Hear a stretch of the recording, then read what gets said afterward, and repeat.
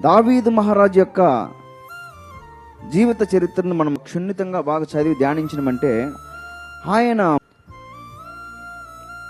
గొర్రెలు కాచుకుంటూ ఉన్నటువంటి ఒక బాలుడు తన అన్నదమ్ములందరికంటే పెద్దవాడే గొప్ప రాజు అయి దేవునికి హృదయానుసారుడుగా పేరు తెచ్చుకోవడం కారణం ఏంటంటే, మొట్టమొదటి వాక్యంలోనే వ్రాయబడి ఉంది, యెహోవా నాకు వెలుగును రక్షణ అయి ఉన్నాడు. హల్లెలూయా.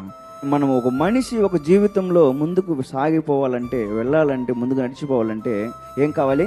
వెలుగు కావాలి. దావీదు మహారాజు తన జీవితంలో మొట్టమొదటిగా నేర్చుకునేది ఏంటంటే, నా ఒక మార్గమునకు, నేను వెళ్తున్న మార్గమునకు, నేను నడిచేదానికి, నేను జీవించేదానికి ప్రతి ఒక్కటికి కూడా నాకు దేవుని వెలుగుగా ఉండాలని ఆయన దేవుని ఆశ్రయించిండు. కాబట్టి ఆయన ఉన్నతమైన స్థితికి ఎదగలిగాడు. ప్రియమైన వాళ్ళ హల్లెలూయా. అందుకే ఆయన పాట పాడుతుంటే, ఆయన కీర్తనలన్నీ చూసినామంటే అన్నీ కూడా దేవుణ్ణి నేను స్తుతిస్తున్నాను, ఎల్లవేళ స్తుతిస్తున్నాను, అన్ని సమయంలో నేను ఆయన్ని మహింపరుస్తున్నాను.